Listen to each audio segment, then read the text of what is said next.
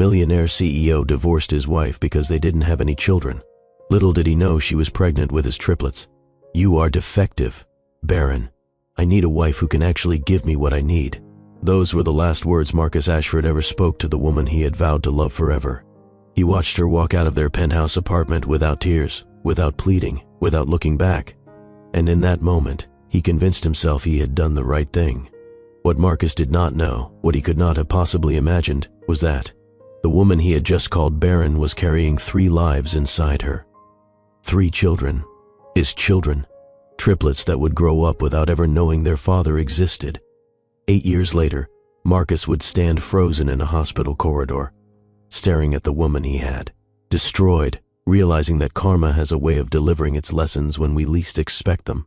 The woman he had dismissed as incapable of giving him children had not only given him 3, but had raised them into extraordinary human beings while he was busy building an empire that meant absolutely nothing. Have you ever made a decision that you thought was right at the time, only to discover years later that it destroyed everything that truly mattered? Have you ever looked back at a single moment and realized it was the turning point that sent your entire life in the wrong direction? This is the story of a man who had everything the world considers success: wealth, power, status, but he traded away the one thing that could have given his life real meaning. This is the story of a woman who was shattered by the person she loved most, only to rebuild herself into something stronger than she ever imagined possible. And this is the story of 3 children who deserved a father but received something far more valuable instead: a mother who would move mountains for them. Before we dive into this incredible journey of betrayal, redemption, and the true meaning of family, make sure you hit that subscribe button and turn on notifications. Trust me, you will not want to miss a single moment of what is about to unfold. Now, let me take you back to where it all began. The rain hammered against the windows of Boston Memorial Children's Hospital like a relentless drumbeat. It was the kind of October evening that made people pull their coats tighter and hurry home to warmth and comfort. But Marcus Ashford was not heading home. He was running through hospital corridors, his $1,000 shoes squeaking against linoleum floors, his heart pounding with a terror he had not felt in years. His sister had called 20 minutes ago, hysterical, barely coherent. Oliver, accident, critical condition. Come now. Oliver was 8 years old. Marcus's nephew, the closest thing to a child Marcus had in his life, despite years of trying with his current wife Claudia. The irony was not lost on him, though he tried not to think about it too often. "Sir, you cannot run in the hallways." A nurse called after him, but Marcus did not slow down. He found his sister Rebecca in the emergency waiting area, collapsed in a plastic chair, mascara streaking down her cheeks. Her husband David sat beside her, one arm around her shoulders, his own face gray with shock. "Rebecca," Marcus dropped to his knees in front of her. "What happened? Where is he?"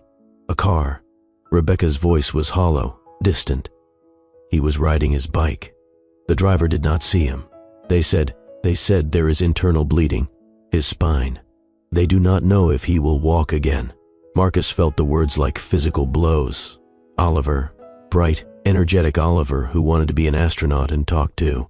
Fast when he was excited and gave the best hugs of anyone Marcus knew. "They are calling in a specialist." David spoke for the first time. "The best pediatric trauma surgeon in the region. She is already on her way." "Who?" "Dr. Cole." David checked his phone. "Dr. Vanessa Cole. Apparently she is a miracle worker. If anyone can save him, they said it is her." Marcus's blood turned to ice in his veins. The name echoed through his mind like a gunshot in an empty room. Vanessa Cole. Vanessa. His Vanessa. Or rather, the Vanessa who had once been his, before he destroyed her. Before he called her defective and barren and threw away their marriage like it meant nothing. "Marcus." Rebecca grabbed his arm. "Are you okay? You look like you have seen a ghost." "I am fine." The lie came automatically. "Just worried about Oliver. The surgical team is preparing now." David said, "We should know something in a few hours." Marcus stood on unsteady legs and walked to the window, staring out at the rain-soaked parking lot without seeing it.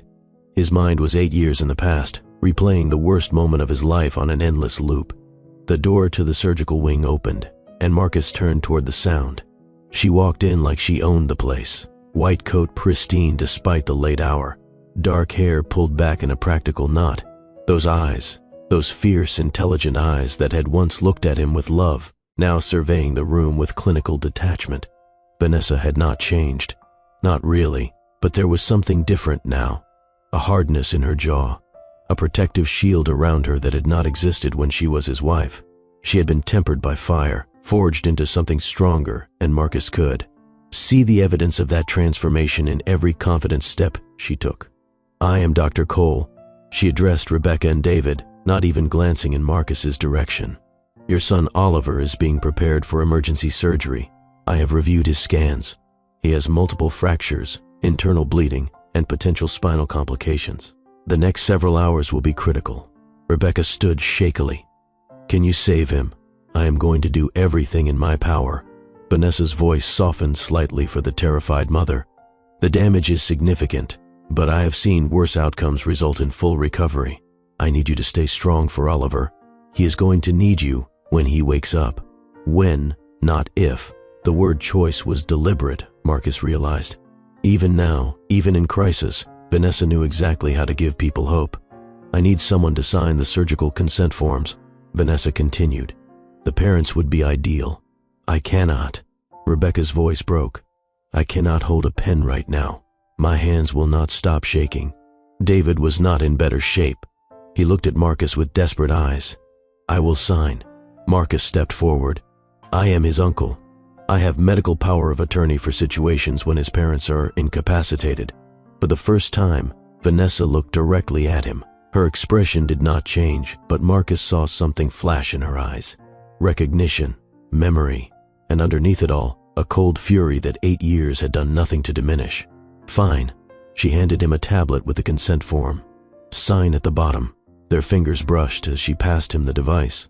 The contact lasted less than a second, but Marcus felt it like an electric shock. 8 years. 8 years of trying to convince himself he had made the right choice. 8 years of building a life with Claudia that looked perfect on paper but felt hollow in reality. And now here was Vanessa, standing in front of him, about to save his nephew's life.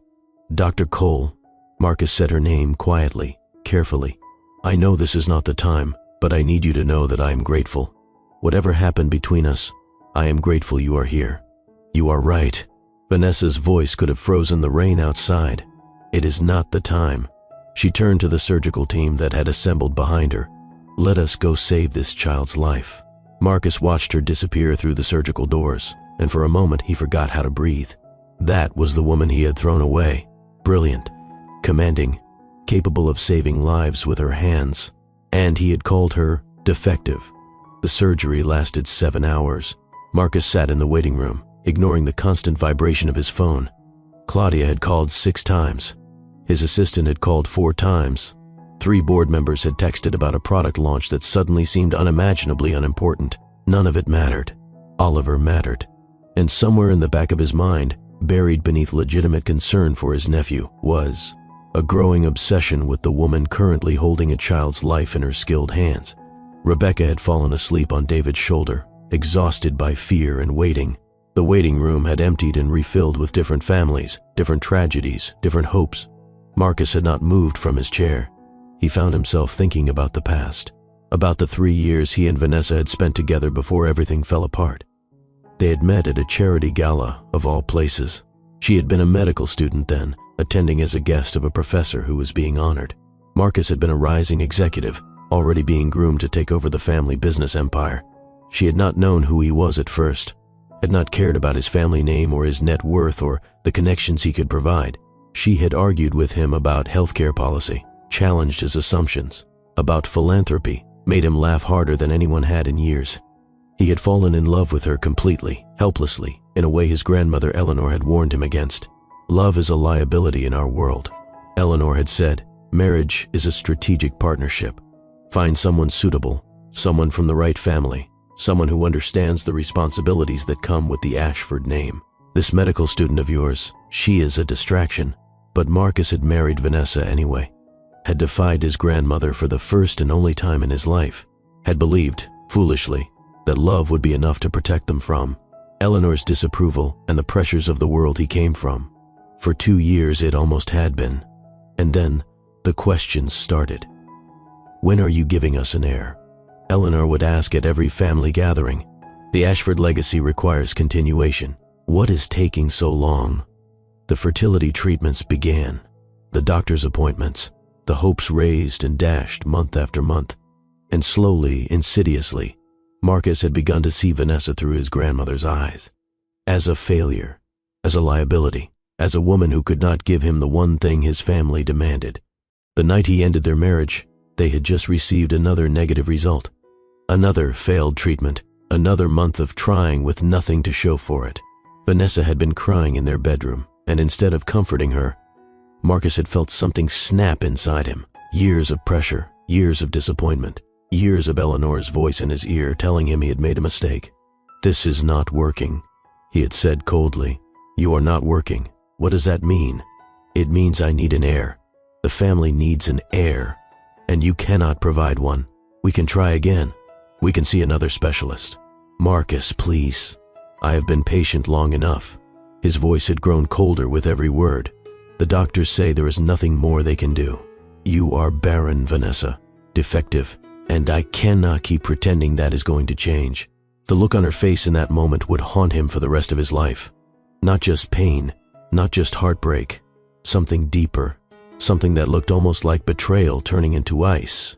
"You are not the man I married," she had said quietly. "Maybe not, but I am the man who needs a family, and you cannot give me one." She had packed a single bag that night, had walked out without looking back, had filed for divorce within the week, asking for nothing except to be free of him. And Marcus, fool that he was, had let her go, had convinced himself he was doing the right thing, had married Claudia Thornton 18 months later, a woman from the right family, with the right connections exactly as his grandmother had always wanted. What Marcus did not know, what he would not discover for 8 more years, was that the night Vanessa walked out of their home, she was carrying their children. 3 of them. The surgical doors opened, snapping Marcus back to the present. Vanessa emerged looking exhausted but triumphant. Her surgical cap was gone, her hair escaping from its knot, dark, circles under her eyes. But there was something in her expression that made Marcus's heart lift. "He is going to be okay," she announced, and Rebecca burst into tears of relief. "The surgery was successful. We repaired the internal bleeding, stabilized the spinal damage. He has a long recovery ahead of him, months of physical therapy, but he should regain full function." "Thank you." Rebecca grabbed Vanessa's hands. "Thank you, thank you. I do not know how to thank you enough. Your son is a fighter." Vanessa smiled gently at the grateful mother. "He is going to be just fine." David joined in the gratitude, shaking Vanessa's hand, wiping tears from his own eyes. Marcus hung back, watching the scene, overwhelmed by emotions he did not know how to process. When Rebecca and David had gone to see Oliver in recovery, Vanessa finally turned to Marcus. The warmth she had shown his sister vanished instantly, replaced by that cold professionalism that cut deeper than any accusation. "Mr. Ashford, your nephew is stable. You can see him in a few hours when he wakes up." "Vanessa, wait." Marcus stepped toward her. "I need to say something." "There is nothing you need to say. I was wrong." The words came out before he could stop them. 8 years ago, everything I said, everything I did, I was wrong.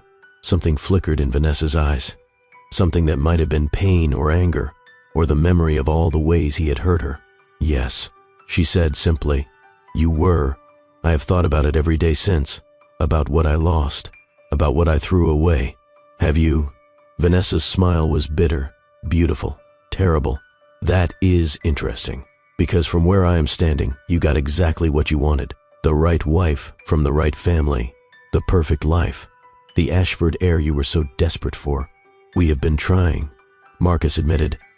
"Claudia and I, for years. It has not happened." "The irony is not lost on me," Vanessa said dryly. "Karma is fascinating that way, is it not?" "What does that mean?" "Nothing." She shook her head. "It does not mean anything. Go home to your wife, Marcus. Be with your family. Be grateful your nephew survived. Vanessa, please. Can we talk? Just for a moment?" "No." The word was final. "We cannot. There is nothing left to say." She turned to walk away, and Marcus should have let her go. Should have accepted her rejection and returned to his life, to Claudia, to the hollow success he had built on the ruins of what he threw away. but something made him call out one last time. "I never stopped thinking about you," he said. "I need you to know that." Vanessa paused, did not turn around. When she spoke, her voice was so quiet he almost missed it. "Then you will understand how I felt when you threw me away for being barren while I was carrying your children." And then she was gone, disappearing through the hospital doors, leaving. Marcus standing alone with a sentence that made absolutely no sense. "While I was carrying your children." Children. The word echoed through his mind, but it could not be true. Could not be possible. Vanessa had been barren. The doctors had said so. The fertility specialists had confirmed it. Had they not? Marcus stumbled to the nearest chair, his legs suddenly unable to support him. His hands were shaking. His heart was pounding so hard he could hear it in his ears. Children. She had said children. Plural. It was a mistake. A slip of the tongue. Something said in anger that did not mean what it sounded like. But Vanessa Cole did not make mistakes. Not with words. Not with anything. Marcus pulled out his phone with trembling fingers and searched for the number of the best private investigator in the city. Whatever the truth was, he was going to find it. And nothing would ever be the same. The investigator's name was Daniel Reeves, a former FBI agent who now worked exclusively for clients wealthy enough to afford his discretion. Marcus had used him before for corporate matters, competitor research, background checks, on potential business partners. But this assignment was different. "I need everything you can find on Dr. Vanessa Cole," Marcus said when they met 2 days later in a private conference room. "Her life since our divorce. Every detail." Reeves raised an eyebrow. "Personal matter? Does it change your fee?" "No. Then it does not matter." "Fair enough." Reeves pulled out a leather notebook. "Timeline?" "Fast. As fast as you can manage. I will have preliminary findings within a week." It was the longest week of Marcus's life. He went through the motions of his normal existence. Board meetings, product reviews, dinners with Claudia where they discussed social calendars and foundation galas, and all the things that used to seem important, but now felt meaningless. He visited Oliver in the hospital, watching his nephew's remarkable recovery, all thanks to the skill of the woman Marcus had destroyed. Vanessa was not there during his visits. He checked every time. Asked the nurses, casually, if Dr. Cole was on shift. She was not. She was avoiding him, obviously, and he could not blame her. "While I was carrying your children," the sentence played on repeat in his mind, an endless loop of impossible implications. Claudia noticed his distraction. She noticed everything, in her calculating way. "You have been distant since Oliver's accident," she said one evening over dinner, barely present at the Henderson party, not following the conversation at all. "My nephew almost died," Marcus replied. "Forgive me if I'm not at my social best." "Of course, darling." Claudia's sympathy was practiced, polished, and utterly devoid of genuine warmth. "But he is recovering nicely, is he not? And we have so much to focus on. The foundation gala's in 3 weeks. The Petersons are flying in from London. And I was thinking we should discuss the nursery again, just in case." Just in case. The delicate phrase they used to describe Claudia's current pregnancy attempt. Another round of fertility treatments. Another month of carefully scheduled intimacy designed to produce the heir the Ashford family demanded. Marcus looked at his wife across the table and tried to remember why he had thought marrying her was the right choice. She was beautiful, certainly. Well-connected. Socially adept. From the right family, exactly as his grandmother had prescribed. But sitting across from her, Marcus felt nothing. No connection. No warmth, no desire beyond the obligation they both felt to produce a child. "I am tired tonight," he said, pushing back from the table. "I think I will turn in early." "Of course." Claudia did not look disappointed. "I have some calls to make anyway." They slept in the same bed, but might as well have been in different countries. The investigator called exactly 1 week later. "I have the preliminary report," Reeves said. "But, Mr. Ashford, I think you should come see this in person." "That bad?" "I would not say bad." Reeves paused. "But it is significant." Marcus canceled his afternoon meetings and drove to Reeves's office in the financial district. The investigator was waiting with a thick folder and an expression that was carefully neutral in the way that suggested carefully managed emotions. "Before I show you this," Reeves said, "I need to ask you a question." "Go ahead." "Did you know your ex-wife had children?" The words hit Marcus like a physical blow. He had to grip the arm of his chair to keep from falling. Children. Plural, just like Vanessa had said. No. His voice came out as a whisper. I did not know. Reeves nodded slowly and opened the folder. Dr. Vanessa Cole gave birth on April 15th, 8 years ago. Triplets. 2 girls and a boy. They were born 6 weeks premature at Massachusetts General Hospital and spent 3 weeks in the NICU. Marcus could not speak, could barely breathe. The birth certificates. Reeves slid papers across the table. Father listed as unknown. Marcus stared at the documents. 3 names. Ava Marie Cole. Ethan James Cole. Mia Rose Cole. Born April 15th, 9 months after Vanessa walked out of their home with a single bag and her dignity. Oh God, Marcus whispered. There is more, Reeves continued, his voice carefully neutral. Medical records from the conception timeline. Your ex-wife was undergoing fertility treatments at the time of your divorce. The final treatment was successful. She discovered the pregnancy the same day you ended your marriage. Marcus closed his eyes, but that only made the reality more vivid. The night he called her barren, defective, incapable of giving him what he needed. She had already been pregnant, with triplets. I have tracked her life since then, Reeves continued. The photographs and documentation are in the folder. I should warn you, Mr. Ashford, it is not easy reading. Marcus opened his eyes and began to look through the evidence of everything he had missed. Vanessa at her medical school graduation, exhausted but radiant, holding 3 toddlers in her arms. The children's first day of kindergarten, dressed in matching outfits, clutching little backpacks with excited smiles. Birthday parties in a modest apartment, streamers and balloons, and a cake that was clearly homemade. Holiday gatherings with an older woman who looked like Vanessa. Her mother, Marcus realized, who must have moved from Chicago to help raise her grandchildren. School photographs showing 3 faces that were unmistakably, undeniably his. Ava had his mother's eyes. Ethan had his grandfather's determined jaw. Mia had his own quiet, observant expression.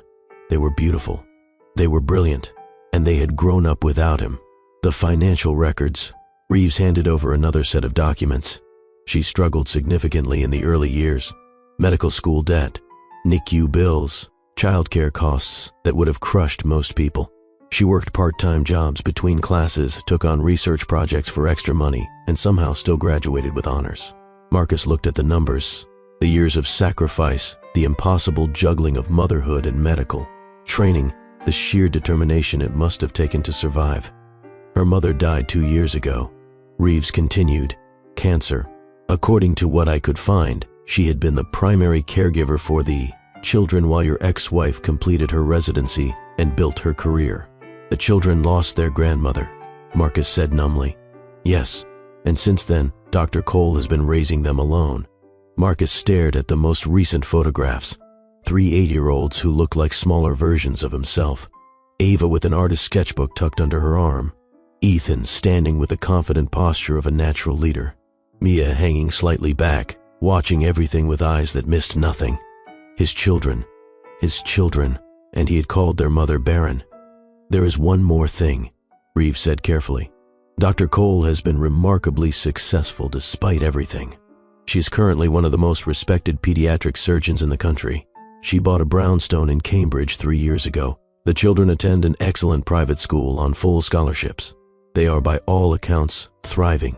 Honor students, extracurricular activities, close friendships. They do not need me, Marcus said, understanding what the investigator was not saying. That is one interpretation. Reeves closed the folder. Or you could say they do not know they need you because they do not know you exist. Marcus sat in silence for a long moment, the weight of 8 years of mistakes crushing down on him. What would you do? He finally asked. If you were in my position? Reeves considered the question carefully. I would think very hard about what those children need. Not what would ease my guilt. Not what would make me feel like a better person. What would actually be best for 3 kids who have built a life without their father? And if I want to be part of that life, then I would figure out how to earn it.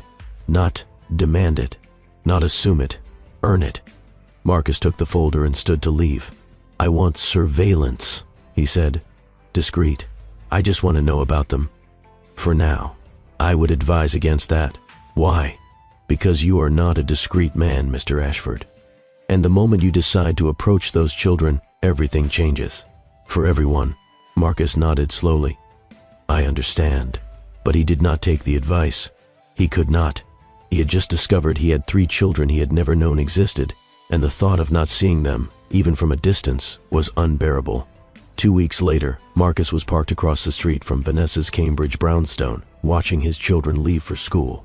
They emerged in a flurry of backpacks and laughter, bundled against the November cold. Ava was arguing with Ethan about something, her hands waving expressively.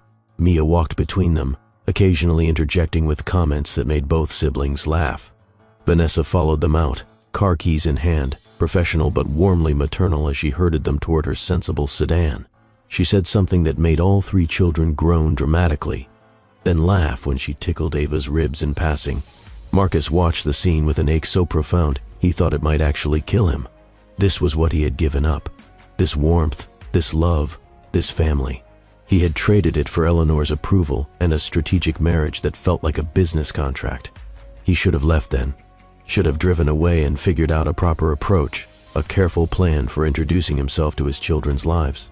But Ava looked up at that moment, her artist's eyes scanning the street, and she noticed the expensive black car that did not belong in this neighborhood. Mom, her voice carried through the morning air. There is a man watching us. Marcus's heart stopped. Vanessa's head snapped toward his car. Even from this distance, he could see her expression change. Recognition, fury, and something else. Fear. She said something to the children too quiet for Marcus to hear, and they disappeared. Around the side of the house, presumably to a neighbor who would take them to school. Then Vanessa marched across the street toward his car with murder in her eyes. Marcus had faced hostile corporate takeovers, aggressive board members, and the most ruthless negotiators in the business world. None of them had ever frightened him as much as the woman approaching his car right now. He rolled down his window as she reached him. What the hell do you think you are doing? I wanted to see them, Marcus said quietly. Just see them. So, you are stalking my children? Our children. The words hung in the air between them. Vanessa's expression flickered. Pain and rage and something that looked almost like grudging acknowledgement. They are not yours, she said flatly. You gave up any right to them when you called me barren and threw me out like garbage. I did not know. You did not want to know. Vanessa's voice was dangerous. You did not ask questions. You did not consider possibilities. You just assumed I was defective and moved on to a better model. That is not fair. Fair? Her laugh was bitter. You want to talk about fair? I was pregnant with triplets, Marcus. The fertility treatments worked. I found out the same afternoon you decided I was worthless. And instead of celebrating, instead of the joy that should have been ours, I walked out of that apartment, alone and terrified, carrying 3 babies whose father had just called their mother barren. Marcus closed his eyes against the words. He had known the timeline from Reeves's report, but hearing it from Vanessa, hearing the raw pain in her voice, was something else entirely. I am sorry, he whispered. I am so sorry. Sorry does not change anything. Sorry does not give me back the years I struggled alone. Sorry does not erase the fact that my children have grown up without a father because you were too weak to stand up to your grandmother. I know. Do you? Vanessa stepped closer, her voice dropping to a whisper that cut deeper than any shout. Do you know what it was like, giving birth 6 weeks early to 3 premature babies because the stress of the divorce triggered early labor? Do you know what it was like, sitting in the NICU for 3 weeks, not knowing if they would survive, while you were probably celebrating your freedom and planning your next society wedding? Vanessa, do you know what it was like, finishing medical school while caring for 3 infants? Working night shifts and weekend jobs while my mother sacrificed her retirement to help me? Watching my children ask why they did not have a daddy like their friends? Marcus opened his car door and stepped out, unable to keep distance between them anymore. I want to make it right, he said. I know I cannot undo what I did, but I want to try. It is too late. Is it? What are you suggesting? Vanessa's eyes narrowed. That you waltz into their lives after 8 years and play daddy? That you disrupt everything I have built just to ease your conscience? I am suggesting that they are my children too, and I have a right to know them. You have no rights. You abandoned them before they were born. Your name is not on their birth certificates. You have no legal standing whatsoever. Then I will get legal standing. Marcus felt something hardening inside him. determination, purpose. I will file for paternity, DNA tests, whatever it takes." Vanessa stared at him for a long moment. When she spoke, her voice was ice. "If you do that, I will fight you with everything I have. I will bring up the way you treated me, the things you said, the fact that you have not tried to contact me once in 8 years. What judge is going to give custody rights to a man who called his pregnant wife barren and then ignored her existence until it was convenient to remember? I do not want to fight you." "Then walk away. Go back to your perfect wife and your perfect life. Leave us alone." "I cannot." Marcus shook his head. "Vanessa, I cannot. I have seen them now. I know they exist. I cannot pretend I do not have 3 children out there living their lives without me.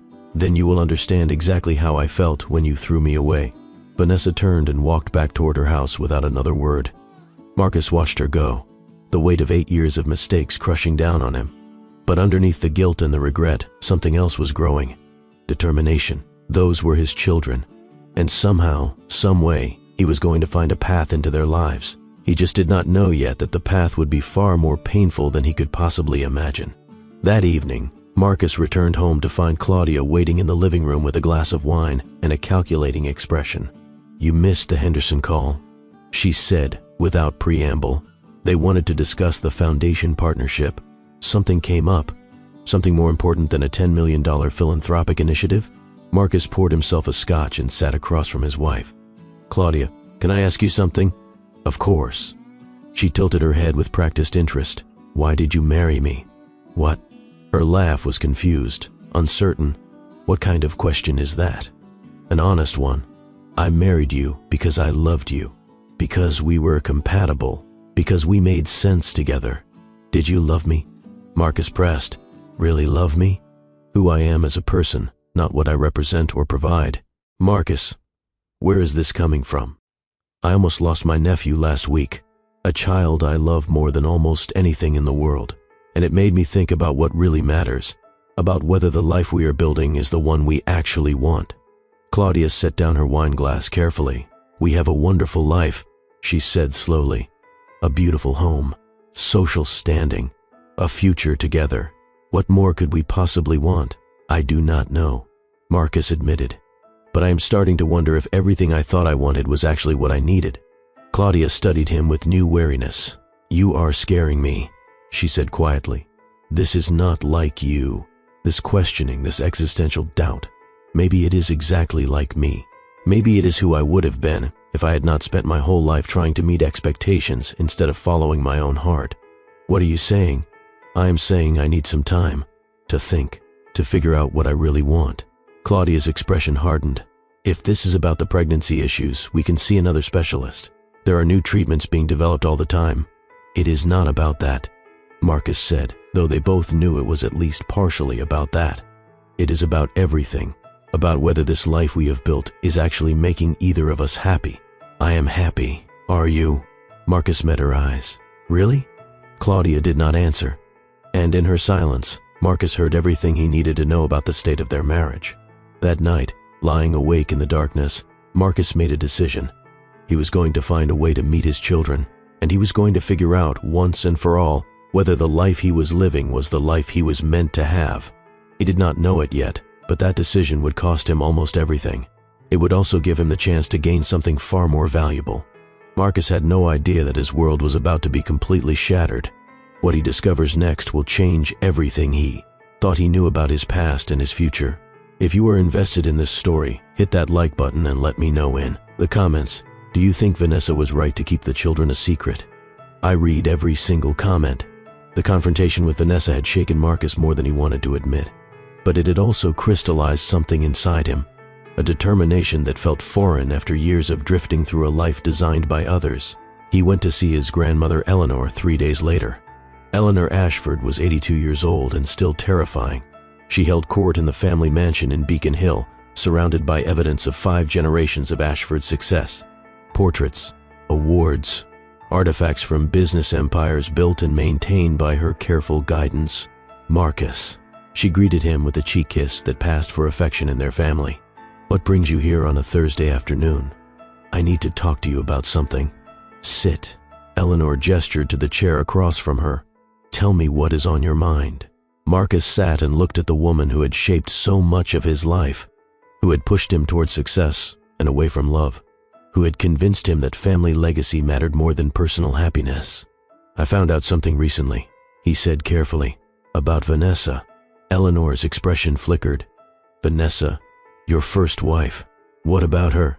"She had children." Marcus watched his grandmother's face. "After we divorced. Triplets." Eleanor's face remained carefully neutral. "Did she?" "They are mine, grandmother. My children. 3 of them, 8 years old. I have been watching them. They are brilliant and beautiful, and they have grown up without me because I was too much of a coward to stand by the woman I loved." A long silence stretched between them. "This is precisely what I warned you about," Eleanor said finally. "Getting involved with that woman in the first place. She was never suitable for our family. She is the mother of my children, illegitimate children, born out of wedlock, not recognized by our family. They are my blood." Marcus felt anger rising. "Your great-grandchildren, not legally, not officially. And if you are smart, you will keep it that way." "What does that mean?" "It means that you have a wife, a proper wife, from the right family, building the right kind of future. What purpose would it serve to dredge up the past? To bring scandal and complication into our carefully maintained reputation? The purpose would be knowing my children, children you have never met, who do not know you exist, whose mother clearly has no interest in your involvement. That might change. And it might not." Eleanor's voice was sharp. "Marcus, listen to me. I have spent my entire life protecting this family, building our legacy, ensuring that the Ashford name means something. I will not watch you throw all of that away for some misguided attempt at redemption. It is not misguided. It is foolish." Eleanor leaned forward. "And I will not support it. If you pursue this, if you attempt to establish any legal connection to those children, you will do so without family resources, without family backing, without the inheritance you have spent your entire life working toward." Marcus stared at his grandmother, seeing her clearly for perhaps the first time. "You would disinherit me," he said slowly. "For wanting to know my own children. I would protect the family from scandal. There is a difference." "No." Marcus stood. "There is not." "Marcus, sit down." "No." He shook his head. "I have done everything you asked, married the woman you approved, built the career you designed, sacrificed every authentic feeling I have ever had for the sake of appearances, and I am done." "You do not mean that." "I mean every word." Marcus walked toward the door. "Those children are Ashford's whether you acknowledge them or not, and I am going to find a way to be their father, with or without your blessing. If you walk out that door, everything changes. Maybe that is exactly what needs to happen." Marcus left without looking back. It was the first time he had ever stood up to his grandmother. And despite the fear of what it would cost him, he felt something unfamiliar stirring in his chest. It felt almost like freedom. 2 weeks passed. 2 weeks of planning, strategizing, and trying to figure out how to approach Vanessa in a way that might actually result in meeting his children. Marcus had consulted with lawyers about his options. They were not encouraging. Without acknowledgement from the mother, establishing paternity would require DNA testing that could take months. Even then, his complete absence from the children's lives would make any custody claim difficult. But Marcus did not want custody. He just wanted a chance, a single meeting, the opportunity to look into his children's eyes and know them, even briefly. He was in his office, staring at photographs from the investigator's file, when his phone rang with an unfamiliar number. "Mr. Ashford." The voice on the other end was professional. "This is Boston Memorial Hospital. You are listed as an emergency contact for Dr. Vanessa Cole." Marcus's blood turned to ice. "What happened? Is she all right?" "Dr. Cole collapsed during a surgery this afternoon. She is conscious but has been admitted for observation. She is asking for you."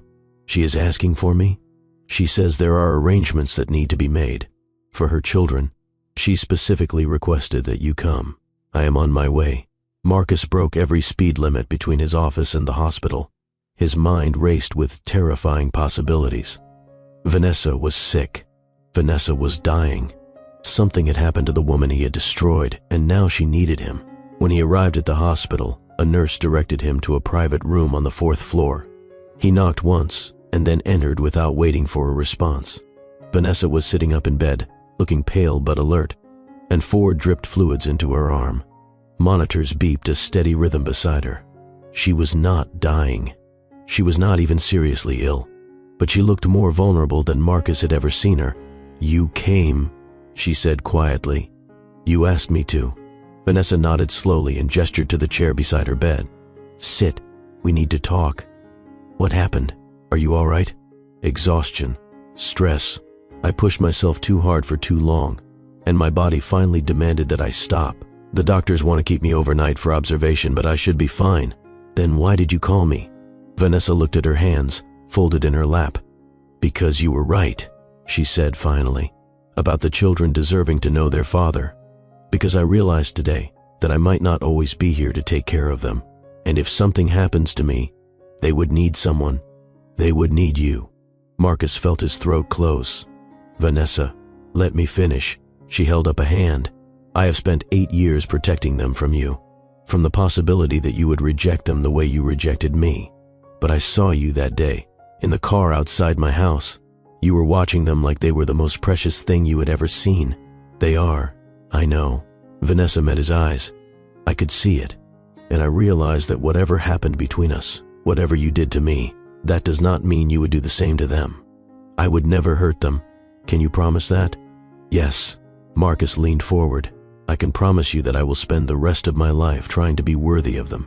Vanessa studied him for a long moment, searching for something, perhaps the man he used to be, buried beneath the polished exterior. "I am going to give you one chance," she said finally. "One supervised meeting, in public. If it goes well, if the children respond to you, we can discuss more contact. But if you hurt them in any way, if you disappoint them or make them feel unwanted, I will make sure you never see them again. I understand. They do not know who you are." Vanessa continued. "I have told them you are a colleague from the hospital who wanted to meet them. Nothing more. You will not reveal your identity until I decide they are ready." "Agreed. And if you are doing this because of guilt, or to ease your conscience, or to prove something to yourself, I need you to walk away now. Those children deserve better than a father who shows up when it is convenient and disappears when it gets hard." Marcus shook his head. "I am doing this because they are my children, and I have already missed 8 years of their lives. I will not miss another day that I do not have to." Vanessa nodded slowly. "Saturday," she said. 2 o'clock. The playground at Boston Common. I will bring them. I will be there." Vanessa closed her eyes and leaned back against her pillows. "Now go," she said quietly. "I need to rest, and you need to figure out what kind of father you're going to be." Marcus stood, hesitated, then reached out to touch her hand briefly. "Thank you," he said, "for giving me this chance. Do not make me regret it. I will not." He left the hospital with his heart pounding and his mind racing. In 4 days, he would meet his children. In 4 days, everything would change. He spent those 4 days preparing like he had never prepared for anything in his life. He researched child development, read books about connecting with kids, practiced conversation openers that would not seem awkward or forced. Claudia noticed his distraction but said nothing. Their marriage had become a cold war of silences and careful avoidance. They slept in the same bed but lived in different worlds. On Saturday morning, Marcus woke before dawn. He showered, shaved, and spent an hour choosing an outfit that looked approachable but not trying too hard. He arrived at Boston Common an hour early, sitting on a bench near the playground, watching families come and go. At exactly 2 o'clock, he saw them approaching. Vanessa walked between her children, one hand on Mia's shoulder, guiding them toward the playground. Ava bounced ahead, eager and energetic, her curly hair escaping from its ponytail. Ethan walked with measured steps, surveying the area like a young businessman assessing a new environment. Mia hung back slightly, watchful and quiet. They were even more beautiful up close than they had been from a distance. Marcus stood on shaking legs as they approached. "Kids," Vanessa said evenly. "This is Mr. Ashford. He is a colleague of mine from the hospital." "Hello," Marcus managed, his voice rough with emotion he was struggling to contain. Ava studied him with open curiosity. "Are you a doctor too?" "No." Marcus smiled despite his nerves. "I run a technology company. We make software that helps people do their jobs better." "That sounds boring," Ava announced with 8-year-old honesty. Marcus laughed, a genuine delighted sound that seemed to surprise everyone, including himself. It can be boring sometimes, he admitted. What do you like to do that is not boring? I paint, Ava said immediately, and draw, and make sculptures out of clay. Mom says I am going to be a famous artist someday. I believe it. Marcus looked at the sketchbook tucked under her arm. Would you show me some of your work? Ava beamed and immediately began flipping through pages, explaining each piece with animated enthusiasm. Marcus listened with genuine fascination, asking questions that showed real interest in her creative process. Ethan edged closer, suspicion giving way to curiosity. What kind of software? He asked. Like apps? Sometimes. Marcus turned to include him. We make systems that help businesses run more efficiently. Why? Are you interested in technology? I am interested in starting my own company someday, Ethan said with surprising confidence for an 8-year-old. Mom says I have to finish school first though. Your mom is right, but it is never too early to start learning. What kind of company do you want to create? Something that helps people solve problems. Ethan considered, maybe apps or websites or something that makes life easier. Marcus was struck by how similar Ethan's interests were to his own at that age. The same curiosity, the same drive, the same instinct for seeing opportunities. That is a great goal, he said. Do you know what the first step in starting a company is? You have to identify a problem that lots of people have, Ethan recited, then figure out how to solve it better than anyone else. Exactly right. Marcus could not hide his pride. You sound like you have really thought about this. Ethan straightened, pleased at being taken seriously by an adult who clearly understood business. Mia had remained silent throughout this exchange, watching from behind her siblings. Marcus turned to her gently, not wanting to pressure her. And what about you, Mia? What do you like to do? Mia looked up at him with eyes that saw everything. I like to read, she said quietly, and write stories, and learn about space. What kind of stories do you write? Adventure stories, mostly, about kids who go on quests and have to be brave. She paused. And about families. How they find each other even when they are lost. Marcus felt his throat close. He could not speak for a moment, overwhelmed by the simple beauty of what his daughter had just said. That sounds wonderful, he finally managed. Being a writer is very important work. You get to help people imagine new worlds and possibilities. Mia smiled, a small, shy smile that was more precious to Marcus than any business deal he had ever closed. For the next hour, Marcus talked with his children about art and business and stories and space. He learned that Ava saw emotions in colors and wanted to paint how things felt, not just how they looked. He learned that Ethan had already started a small business selling handmade bookmarks at school. He learned that Mia had written 42 stories and was working on her first novel. They were extraordinary, more extraordinary than he could have imagined. And they had grown up without him. Mr. Ashford seems nice, Ava announced to Vanessa as they prepared to leave. He listens when we talk, not like some grown-ups who just pretend to listen. And he knows about business. Ethan added, he gave me ideas for improving my bookmark business. He asks good questions, Mia observed quietly. You can tell when someone really cares about your answers. Vanessa looked at Marcus with something complicated in her expression. Surprise, perhaps, or the first stirrings of hope that she was trying very hard not to feel. We should head home for dinner, she said. Say goodbye to Mr. Ashford. Do we have to? Ava protested. I wanted to show him my sketchbook. Maybe another time. Will there be another time? Ethan asked with typical directness. Marcus looked at Vanessa, seeing uncertainty in her eyes. That is up to your mom, he said carefully. Can he come to dinner sometime? Mia asked, surprising everyone with her boldness. He could tell us more about his company, and I could show him my stories. We will see, Vanessa said, in that diplomatic way parents used when they were not ready to commit.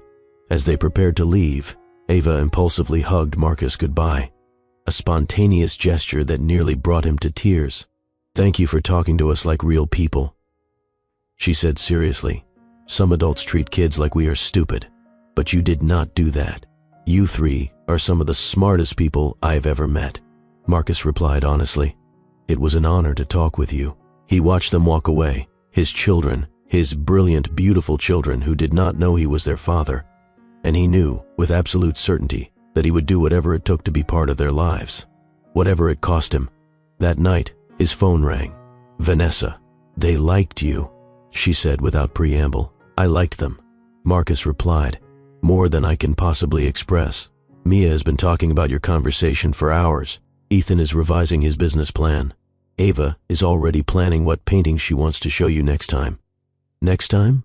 A pause. "I said we would see.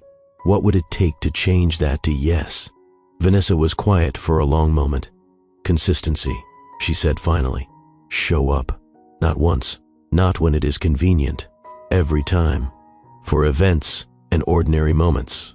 For the exciting parts and the boring parts. That is what they need. That is what would earn you the right to know them. I can do that. Can you? Because you have a wife, a company, a whole life that has nothing to do with them. What happens when those things conflict? Then those things change," Marcus said firmly. "I meant what I said, Vanessa. I have already missed 8 years. I will not miss anything else that I do not have to." Another silence. When Vanessa spoke again, her voice was softer. "Saturday, same time, same place. We will see how the second meeting goes. Thank you. Do not thank me yet," she warned. "The hard part has not even started." She was right.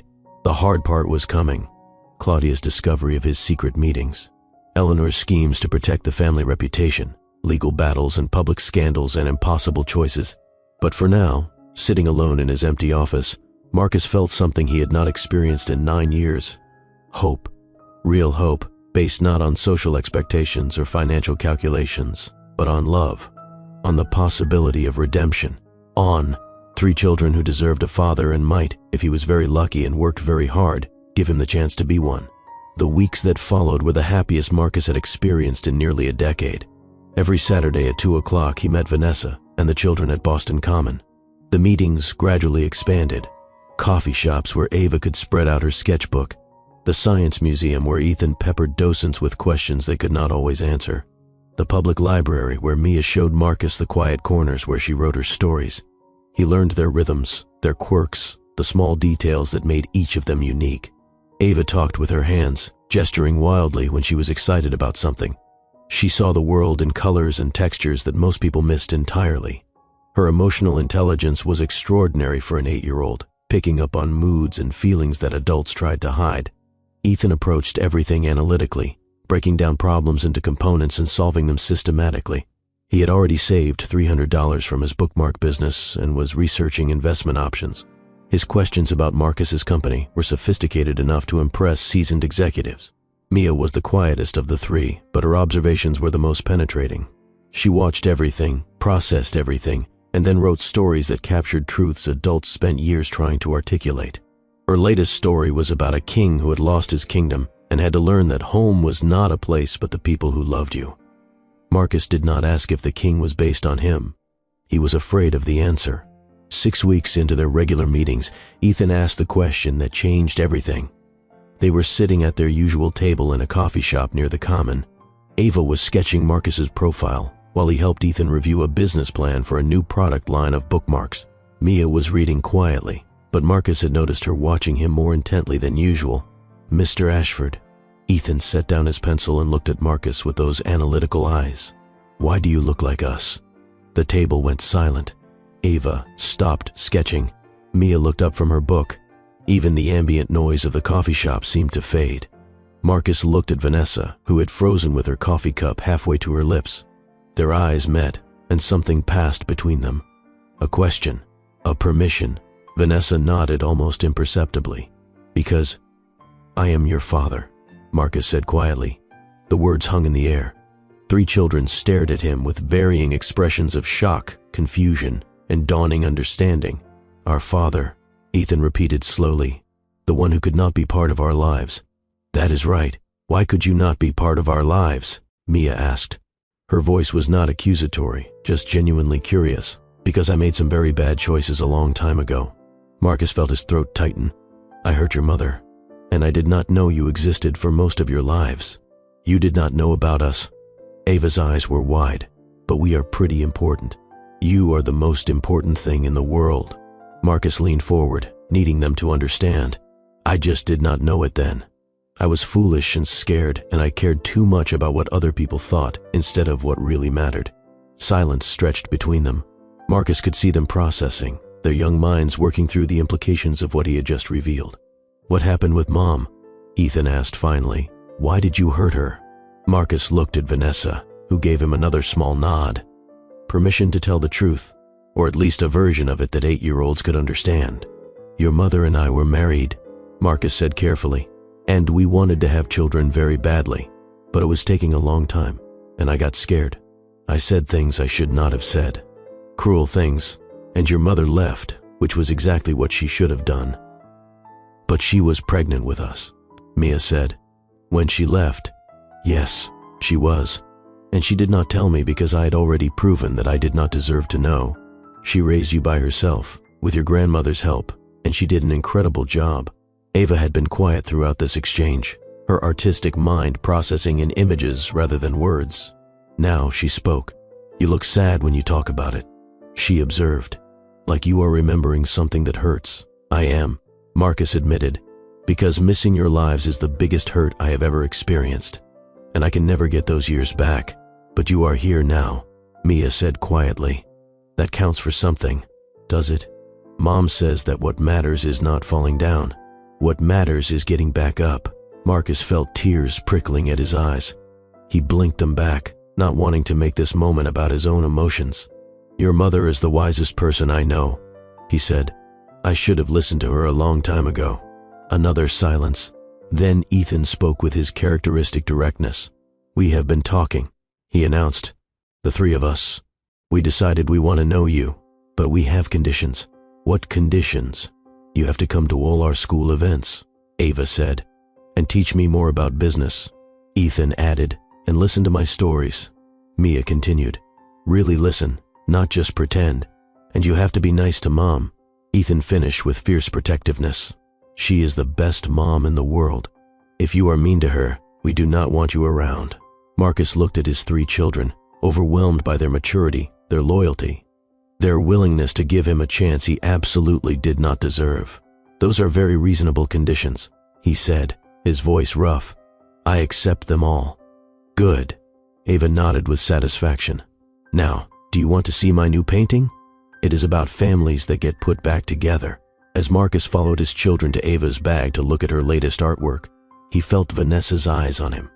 He turned to meet her gaze. She was not smiling, but she was not frowning either. She looked like someone who was cautiously allowing herself to hope. It was more than Marcus deserved, and he was determined to prove himself worthy of it. That evening, Marcus returned home to find Claudia waiting for him in the living room. She was not alone. A man in a dark suit sat across from her, a folder open on the coffee table between them. Marcus recognized the logo on the folder, a private investigation firm, not the one he had used. A different one that Claudia had apparently hired herself. "Hello, Marcus." Claudia's voice was ice. "We need to talk about your secret family." Marcus felt the blood drain from his face. "How did you find out? Did you think I would not notice?" Claudia stood, her composure cracking. "The distraction, the mysterious Saturday appointments, the way you look at your phone like you were waiting for something. I had you followed, Marcus. I know everything." Marcus looked at the investigator, who had the good sense to look uncomfortable. "Leave," he said quietly. "I am not finished reviewing the findings with Mrs. Ashford. Leave now, or I will have security escort you out." The investigator gathered his materials and left without another word. When the door closed behind him, Claudia turned on Marcus with fury in her eyes. 3 children. She spat. 3 children with your ex-wife, and you have been sneaking around behind my back to see them. I was going to tell you. When? When they showed up at our door demanding their inheritance? When the tabloids discovered that Marcus Ashford has been hiding illegitimate children for 8 years? They are not illegitimate. They are my children. They are a scandal waiting to happen. Claudia began pacing. "Do you have any idea what this will do to your reputation? To our position? To everything we have built? I do not care about my reputation." Claudia stopped pacing and stared at him. "What did you just say?" "I said, I do not care." Marcus felt something releasing inside him, something he had held on to for too long. "For years, I've been living the life everyone told me I should want. the right wife, the right image, the right everything. And I have been miserable, Claudia. Completely, utterly miserable. So this is my fault? Claudia's voice rose. I'm the reason you are unhappy. No, this is my fault. All of it. I married you for the wrong reasons. I stayed with you for the wrong reasons. And I am done pretending that any of it is working. What are you saying? I am saying I want a divorce. The word hung in the air between them. Claudia's face went through several transformations. Shock, rage, and finally, a cold calculation that Marcus had seen before but never directed at him. You cannot divorce me, she said flatly. I am pregnant. What? I was going to tell you tonight, before I discovered your little secret. Claudia placed a hand on her stomach. The latest treatment worked. I am carrying your child, Marcus, your legitimate child. And if you think I am going to let you walk away now, you are out of your mind. Marcus stared at her, trying to process this new information. A baby, after years of trying, after everything. But instead of joy, he felt only a deeper sense of trapped desperation. Claudia, if you are really pregnant, we need to talk about this calmly. There is nothing to talk about. Claudia's voice was sharp. You are going to stop seeing those children.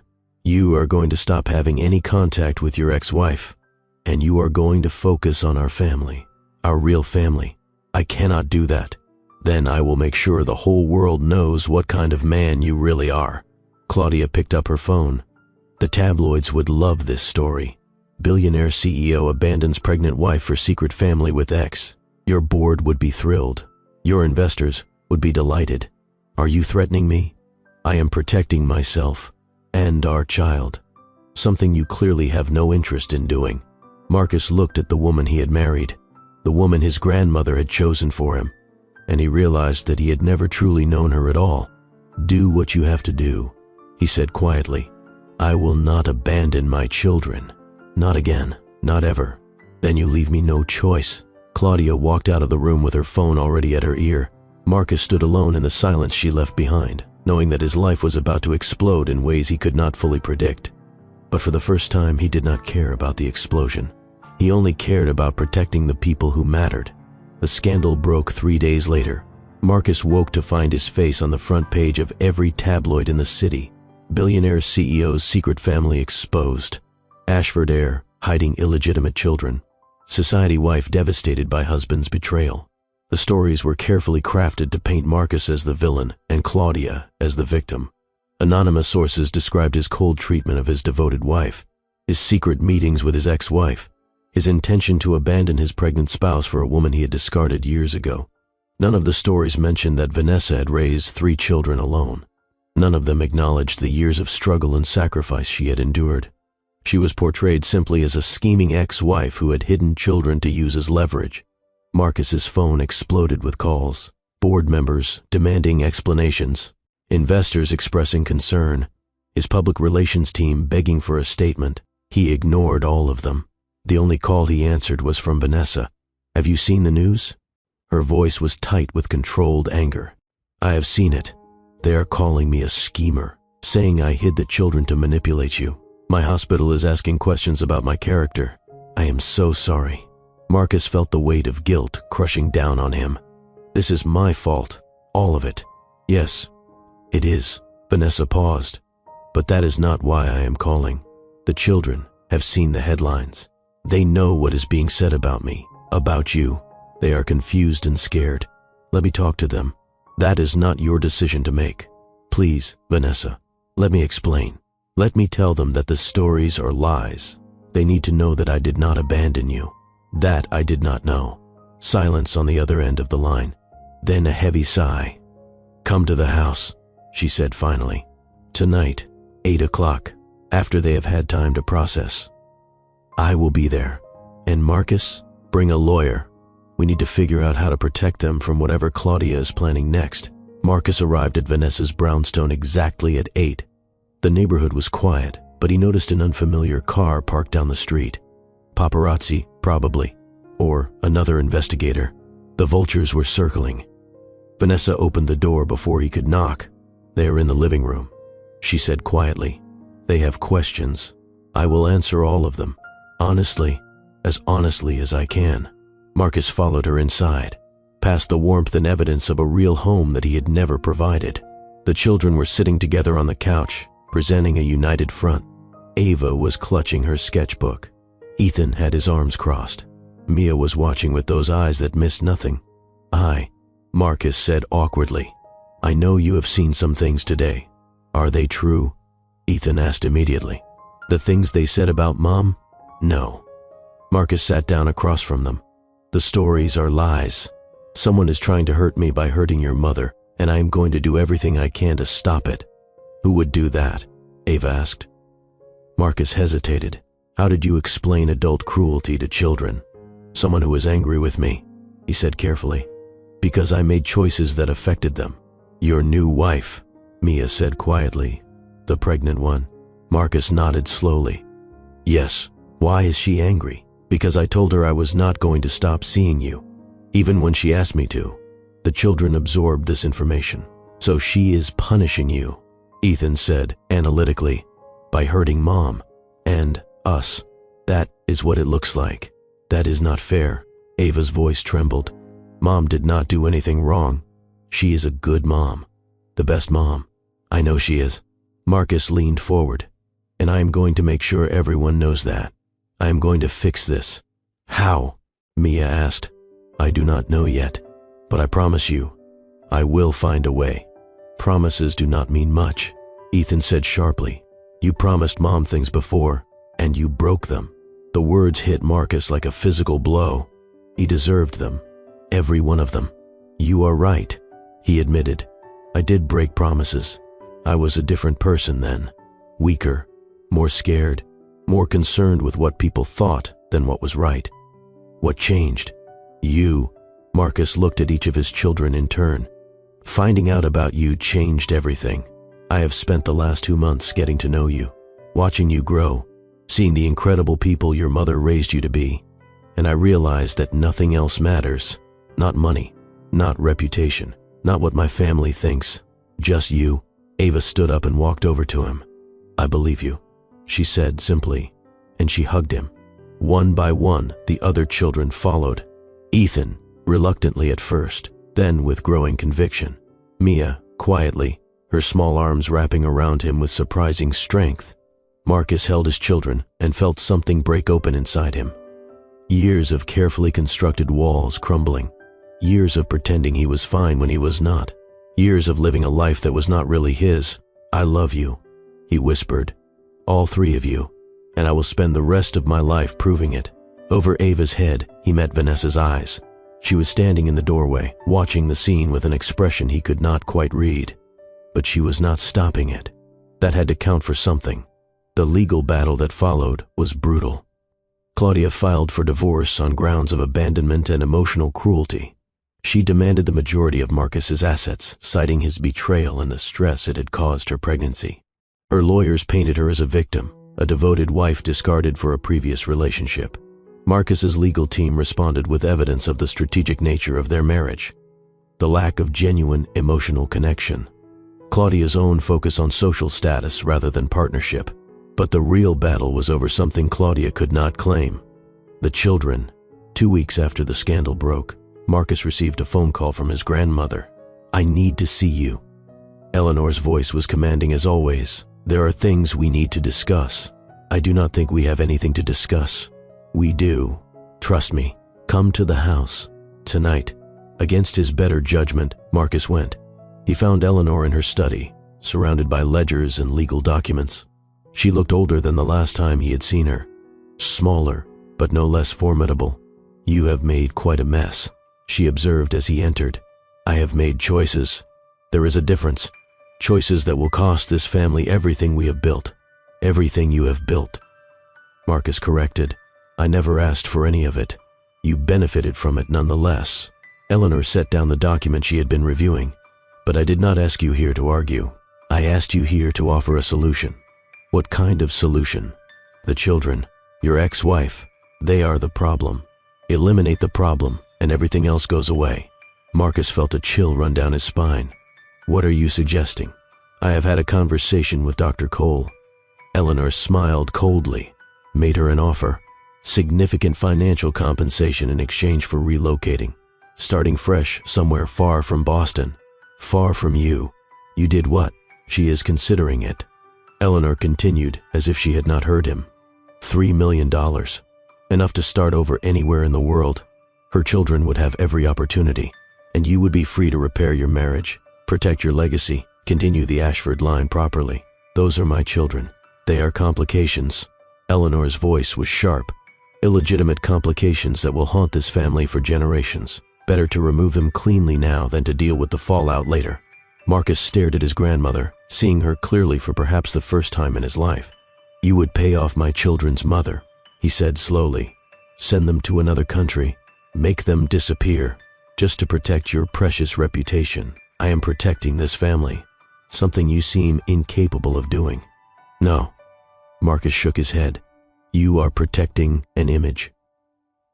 A name, money, and status, and all the things that do not actually matter. And I am done letting you control my life. Marcus, be reasonable. I am being reasonable. For the first time in my life, Marcus stood. Those children are Ashford's, whether you acknowledge them or not. Vanessa is their mother, and she is more worthy of respect than anyone in this family.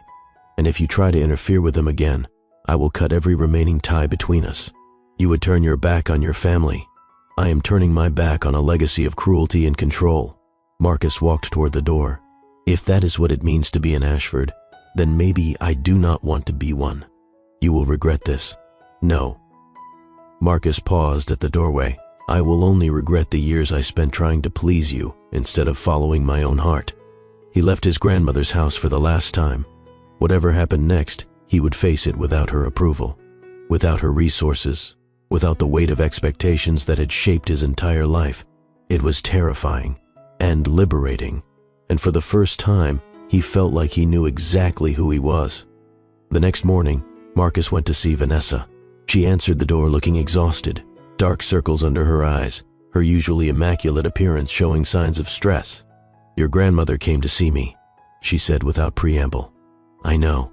I am sorry. She offered me $3 million to take the children and disappear.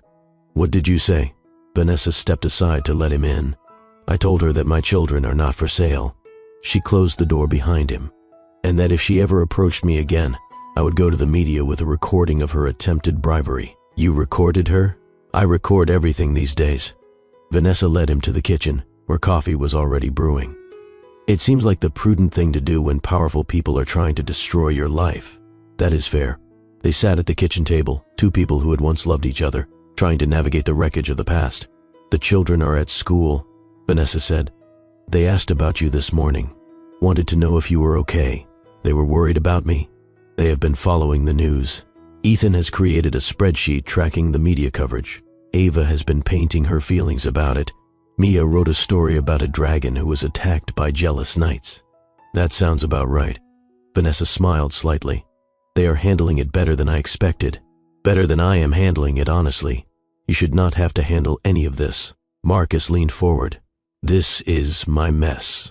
My family's cruelty. My ex-wife's vindictiveness. None of it should touch you.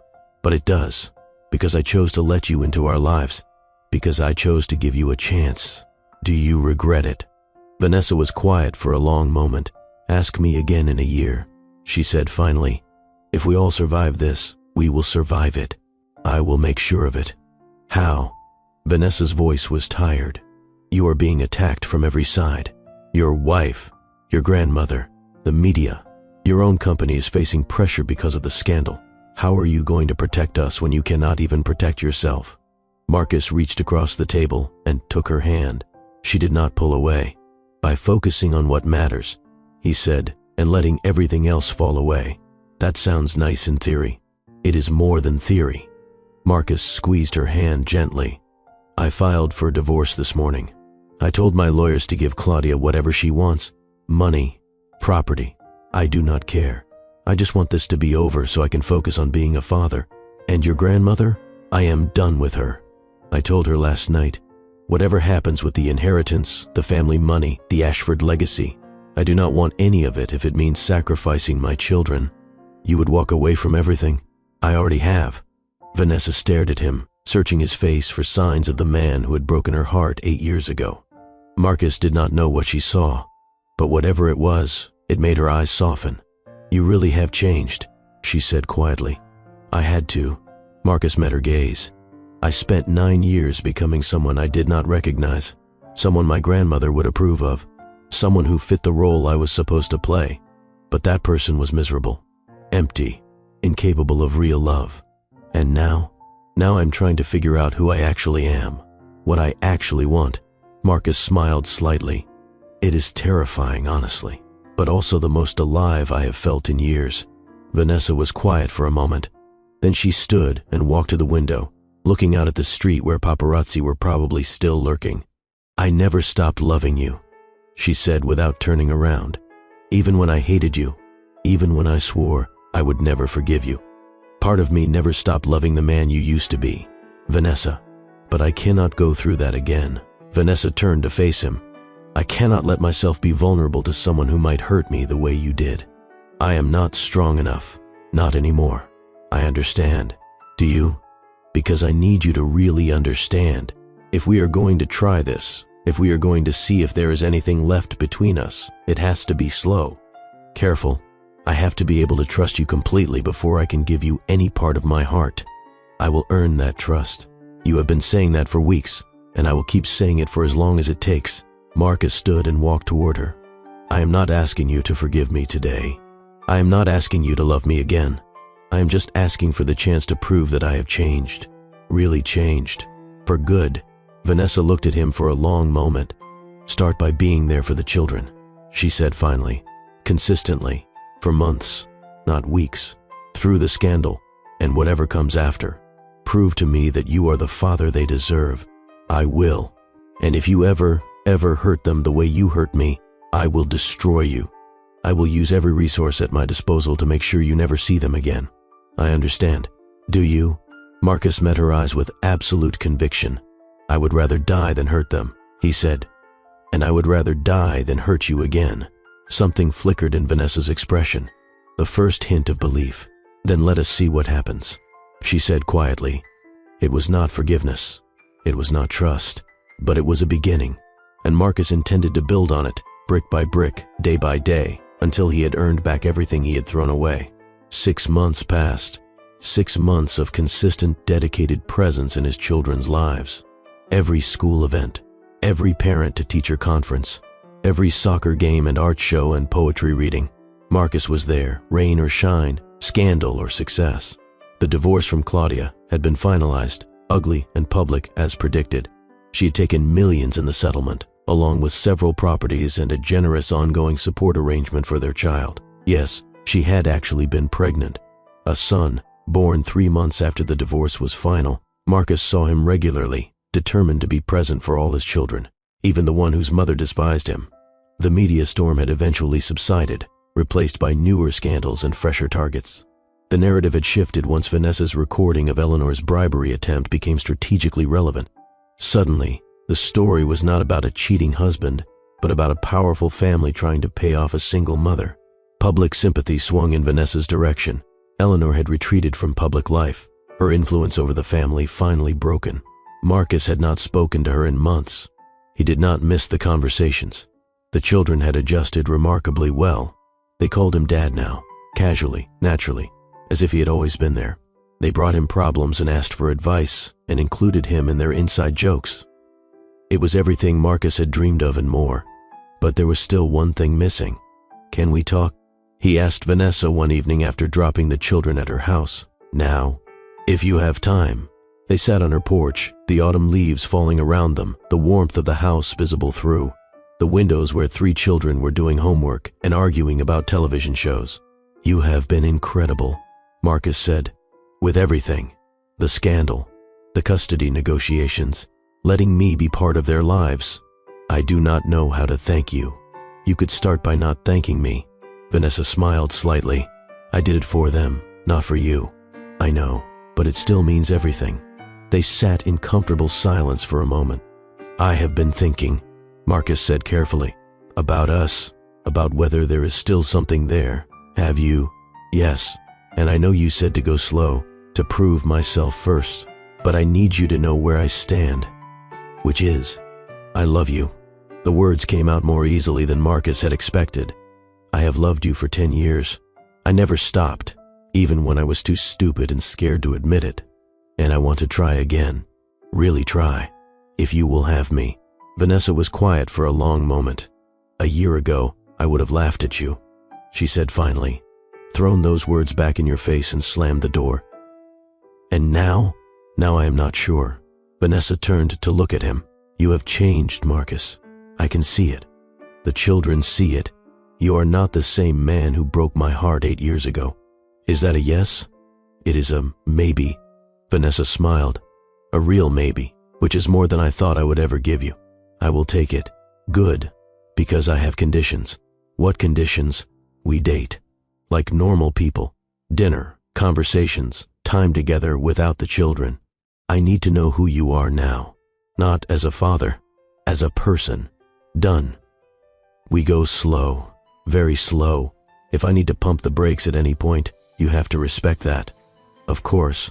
And if it does not work out, if we realize we are better as co-parents than partners, we part as friends. No drama, no fighting. The children come first, always. Always." Marcus agreed. "Then we can try." Vanessa reached out and took his hand. "But I am warning you, Marcus, this is your last chance. If you mess this up again, there will not be another one." "I understand. Do you really?" Marcus brought her hand to his lips and kissed it gently. "I have spent the last year earning the right to be their father," he said. "I will spend the rest of my life earning the right to be your husband again, however long that takes." Vanessa's eyes glistened. "You always did know the right things to say," she whispered. "I finally learned to mean them." Their first official date was 2 weeks later. A quiet restaurant, far from the places that might attract paparazzi. They talked for hours about everything that had happened since their divorce. The struggles Vanessa had faced, the emptiness Marcus had felt, the paths that had brought them back together. It was not perfect. There were moments of tension, old wounds that had not fully healed, trust that still needed to be built. But there was also something deeper, a connection that had never fully broken, no matter how hard Marcus had tried to sever it. Their second date was better. Their third was better still. By their 10th, they were holding hands across the table and talking about the future instead of the past. The children noticed the change. Of course they did. They were far too perceptive to miss their parents' growing closeness. "Are you and Dad dating?" Ava asked Vanessa one morning over breakfast. "Maybe," Vanessa admitted. "Would that bother you?" "No." Ava considered the question seriously. "I think it would be nice to have everyone together. It would make logistical sense," Ethan added. "One household instead of 2. Shared resources. Economies of scale. Very romantic." Mia teased her brother. "But I agree. It feels right." "It does." Vanessa looked at her children with surprise. "Dad is different now," Mia said quietly. "I think he loves you, really loves you. And I think you still love him, even though you try to hide it."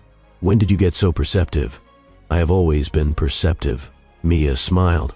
"You just do not always notice." Vanessa laughed, and the sound filled the kitchen with warmth. 6 months after their first date, Marcus proposed.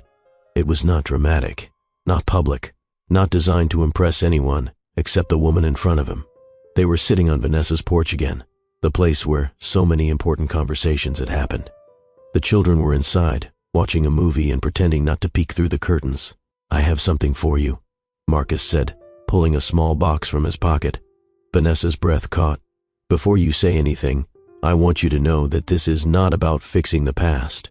Marcus opened the box, revealing a ring that was nothing like the ostentatious diamond he had given her the first time. This one was simpler, more elegant, perfect for the woman she had become. "This is about building a future, a real future, with our children, as a family." "Marcus, I am not the man I was 8 years ago. I am not the man my grandmother wanted me to be, or the man Claudia married, or the man who let fear control every decision. I'm just me. Flawed and still learning and probably going to mess up, sometimes. But I love you. I love our children. And I want to spend the rest of my life proving that I am worthy of this family." Vanessa was crying now. Not the tears of pain she had shed so many times before, tears of something else. Hope, perhaps, or joy. "Yes," she whispered. "Yes? Yes." She laughed through her tears. "Yes, I will marry you, Marcus Ashford."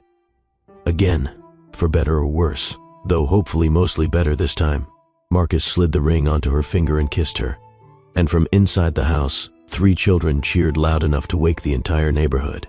The wedding was small and intimate, held in Vanessa's backyard under the trees that children had climbed since they were toddlers. No society photographers, no guest list designed for networking, just the people who actually mattered. The children served as the wedding party. Ava had designed the decorations, transforming the yard into a canvas of color and light. Ethan stood as ring bearer, treating the responsibility with the seriousness of a corporate merger. Mia read a story she had written about 2 stars who had been separated by a storm, but found their way back to each other through the darkness. Marcus's vows were simple. "I promise to be the husband I should have been the first time, to support your dreams, to respect your independence, to never again put anything, status or expectations or fear above the love that should have guided me from the beginning. I promise to be present for our children, for every moment, good and bad. And I promise that for the rest of my life you will never have to wonder if you are loved. Because I will tell you every day, show you every day, until there is no doubt left." Vanessa's vows matched his. "I promise to trust in your growth, to believe in the man you have become, to build a future with you that is stronger for having survived our past. I promise to forgive you, not just for what you did, but for what I thought you were incapable of becoming. I was wrong about that, and I am grateful to be wrong." When they kissed to seal their remarriage, 3 children cheered. Guests wiped their eyes, and Marcus felt his heart become complete in a way he had never experienced before. The reception lasted until the stars came out. Marcus danced with his daughters. Vanessa danced with their son. They all danced together, a family finally whole, spinning under string lights, in a backyard that had become the center of everything that mattered. 5 years later, the family had grown. Marcus and Vanessa had welcomed a daughter together, a baby sister for the triplets who adored her with fierce protectiveness. They had moved to a larger house, still in Cambridge, still close to the life Vanessa had built during her years alone. The triplets were 13 now, emerging into the complicated territory of adolescence with remarkable grace. Ava had her first art exhibition in a real gallery, her paintings drawing praise from critics who did not know they were looking at the work of a teenager. She painted emotions in colors others could not imagine, capturing truths that words could not express. Ethan had launched his first actual company, an app that helped students manage their homework and study time. It was moderately successful, but more importantly, it was teaching him the real lessons of entrepreneurship. He had already identified 3 ways to improve it. Mia had been published in several literary magazines, her stories touching readers who had no idea the author was barely a teenager. She was working on her first novel, a story about a family that fell apart and found its way back together through love and persistence. Marcus's company had thrived, not despite his changed priorities, but because of them. The culture he created, one that valued family and balance alongside success, attracted talent that competitors could not match. He worked hard, but he was home for dinner. He traveled when necessary, but never missed the events that mattered. His relationship with Claudia's son was healthy and consistent. The boy knew his siblings, spent holidays with the extended family, and understood that having divorced parents did not mean having less love. Eleanor had died 2 years after the wedding, never having reconciled with Marcus. He had attended the funeral, said the appropriate words, and felt remarkably little. The woman who had shaped so much of his life had never known the grandchildren who would have made her proud. Her choice, her loss. On their 5th wedding anniversary, Marcus and Vanessa sat on the porch of their new house, watching their 4 children play in the backyard. "Any regrets?" Vanessa asked. "Only one." "What is that?" "That it took me so long to find my way back to you." "Maybe we both needed those years." Vanessa leaned against him. "Maybe we needed to become the people we are now before we could make this work. Maybe. But I am grateful for every day from now on. Even when I am grumpy from being on call for 36 hours. Especially then." Vanessa laughed and kissed him. "I love you, Marcus Ashford. I love you too, Dr. Vanessa Ashford." They sat together in the fading light, watching their children play, listening to the sounds of a family that had almost never existed. Marcus thought about the man he had been 8 years ago. Scared, controlled, so focused on meeting expectations that he had thrown away the only real love he had ever known. He thought about the words he had spoken that terrible night. Barren, defective, words that still made him flinch with shame. He thought about everything that had happened since. The discovery, the scandal, the long, slow process of earning trust and building a real family. And he realized that his grandmother had been wrong about everything. Legacy was not about money or status or the preservation of a name. Legacy was about the love you left behind, the children you raised, the relationships you built and nurtured and protected. The woman Marcus had called Barren had given him the richest legacy imaginable. 4 children who would carry forward something far more valuable than the Ashford name. They would carry forward love, compassion. The knowledge that families could be rebuilt and people could change, and forgiveness was always possible. That was worth more than any empire, more than any reputation, more than all the approval Marcus had spent his life chasing. In the end, the greatest gifts came from his greatest losses, and the people who hurt us most are sometimes capable of the most profound change. Marcus had learned that the hard way, but the lesson had been worth every painful moment, because now, watching his family in the golden light of evening, he understood what truly mattered, and he would never forget it again. If this story of redemption and second chances touched your heart, please subscribe for more incredible love stories. Share this with someone who believes in the power of growth and forgiveness, and tell me in the comments, do you think some mistakes can truly be undone? I raid every single one. Remember, sometimes the greatest gifts come from our greatest losses, and sometimes the people who hurt us most are also capable of the most profound change. Until next time, believe in second chances.